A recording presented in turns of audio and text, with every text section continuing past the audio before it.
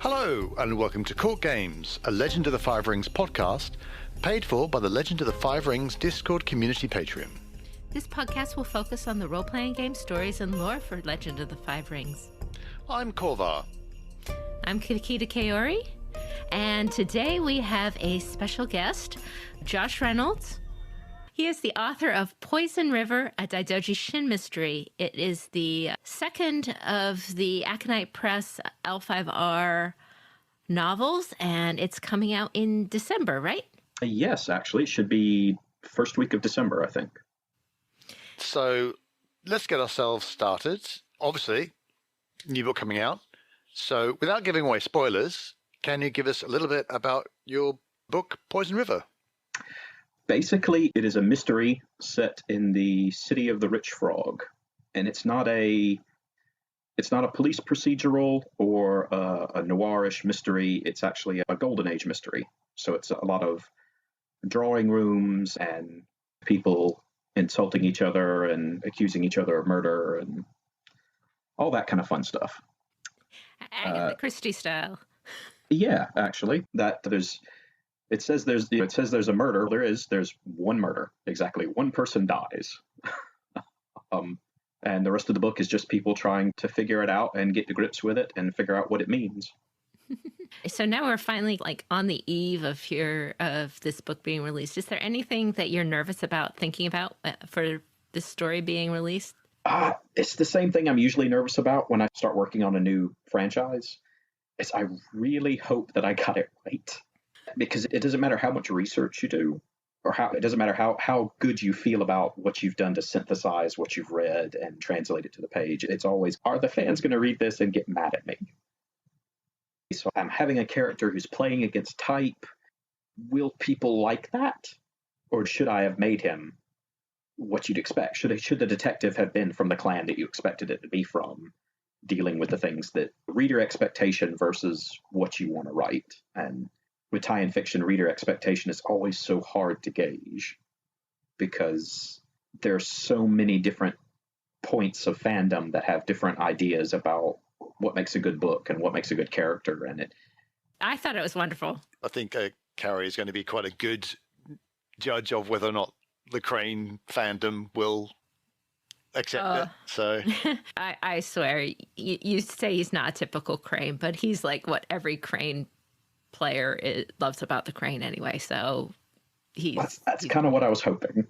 I wanted to have a big blinking sign over his head that said, "This is a player character." This is not a Crane from the rulebook. This is a player character Crane. So hopefully people like it. That's all I really hope, is that people like it and they buy enough of it that I can write a sequel. Or 2 or 3 or... I think you'll find different people who are fans of different clans might have different, ways of reading the book. I think overall people might be happy. We'll see. We'll see what Kovar thinks. That's the only clan that I'm not sure, but I think it was cool. Yeah. I don't know if you've read them, but Fantasy Flight has a series of stories that they publish that is like the current timeline for the card game. And I was wondering if this story could be considered like part of the official history of the world, the official timeline.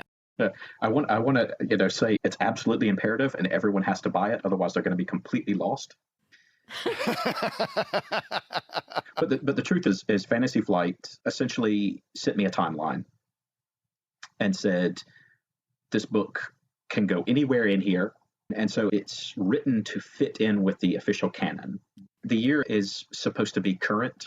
That's why there's no actual official date given in the book. It's meant to be whatever the current year for the reader is, basically. Right. So if you're playing a campaign set, there are references to what are current events as of the core book and as of Courts of Stone and stuff.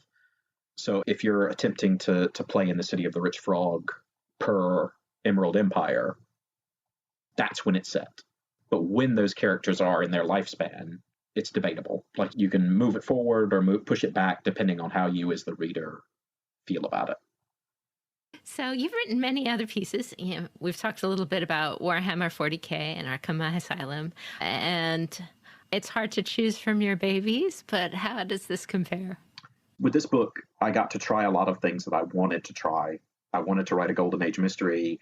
I wanted to have characters that had senses of humor and a lot of wordplay. And I wanted to do something without a lot of action or violence to it. Because the first draft of this book actually had quite a bit of violence in it. Because I was running on those Warhammer 40K muscles. I got to do a lot of stuff I've been looking forward to doing for a long time. It's my current favorite. I think we've said that we're hoping for more stuff from Daidoji Shin. And yeah, I am too.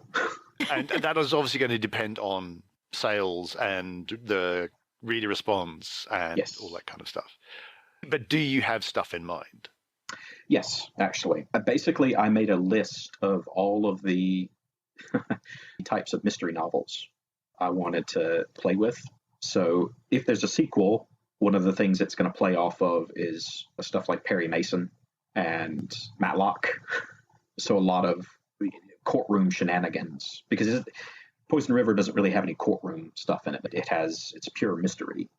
So I want some stuff dealing with courts and how evidence is portrayed in courts and how testimonies and stuff.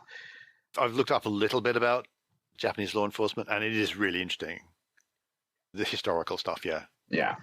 So I want to play with that a little bit. I wanted to do I had an idea for a maritime murder.